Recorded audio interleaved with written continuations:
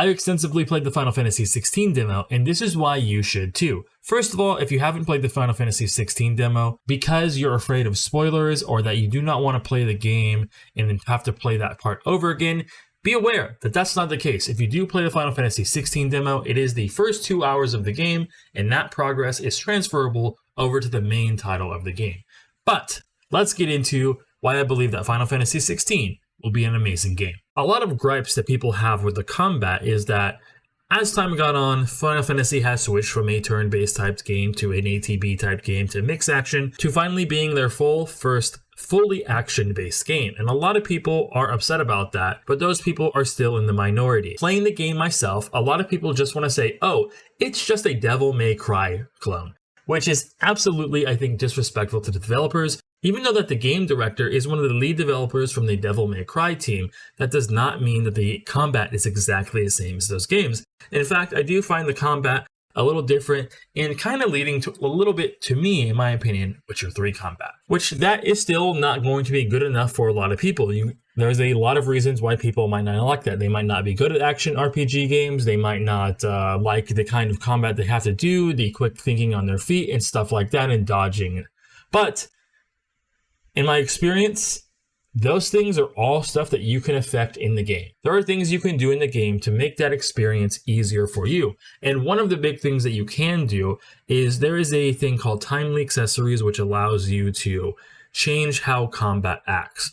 So instead of needing to do a kind of picture perfect dodge where you press dodge at the exact right time to be able to do a precision dodge and then do a counter to really get that stuff going for you, you can instead equip Timely Accessories, which give you the ability to take away those perfect dodges and instead receive QTEs, which allow you to, instead of having to perfectly press this at the exact right time, you'll get a circle with a bar that'll fill up or a bar that will decrease, where you have to either press square or dodge or this or that to perform those actions, and gives you a much bigger window to perform those. Now, these are all optional things that you can do if this is something that you struggle with in action games. There is also the difficulty settings in the game where it's easy, normal, and hard, and you can just go to easy. You will receive these Timely Accessories immediately in the game, making it a very easy flow into the kind of combat that you actually want. Now, let's move on to a little bit more into what the difficulties do entail, because the difficulties are not just more HP and more damage, especially when it comes to New Game Plus. They have talked about a little bit about New Game Plus, and something that I don't think is very common in games when they do New Game Plus, where they just increase the enemies, increase the amount of HP they have, or increase the amount of damage they have. In this circumstance, they are just going to change the enemies. Now, in easy, normal, and hard mode, that may still exist in some regions, but we're not 100% sure if that is going to be implemented. But let's talk about the story now. In the 2 hours of the demo, you were given many different story elements, many twists and turns that you would normally expect from dozens of hours of gameplay. The fact that this stuff was introduced and it felt like I had played the game for quite a long time with all of these story things that were thrown at me, and to find out it was like, damn, that was only 2 hours and 12 minutes. That's amazing.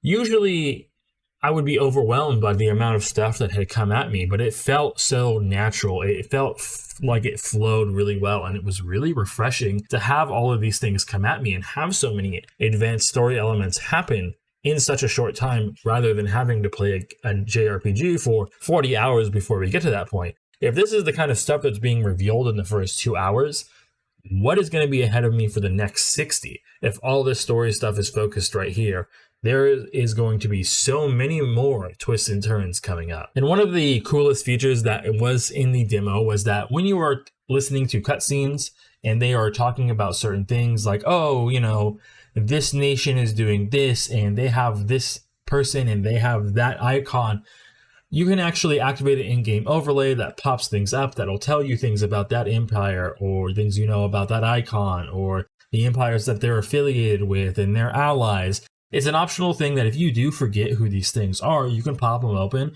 read them real quick, and pop right back into the game and understand the topics that they are talking about, which is really good for a Final Fantasy game, because a common issue, at least the more recent Final Fantasy games is they do like to throw out a lot of terms and things that are happening inside the world and not fully explain them really well inside the game without having to go through several menus to get to the people that they're talking about. It was particularly bad in Final Fantasy 13, and that is something that is completely the opposite in Final Fantasy 16. The voice acting for the game is also very, very good. There are a few things that Square or Final Fantasy team always does really, really well, and that I think is the voice acting. Even Final Fantasy 13, often seen as one of the worst sequels or trilogies or staples in the main series of Final Fantasy, the voice acting in that game and in 15 as well was so good. Even the most random NPCs would feel like they had some really high tier professional voice actors doing the lines for them rather than giving them some little generic thing to say. And that definitely is represented in this one as well. And one of the last things I want to touch about is the progression system was kind of shown in the demo, but we know from other parts of this games that are being shown that there is a pretty good progression system. What we are able to see in the demo, though, is that we do receive gear from some of the things that we take out, right? We get to see what it gives us, like strength, defense, and its bonuses.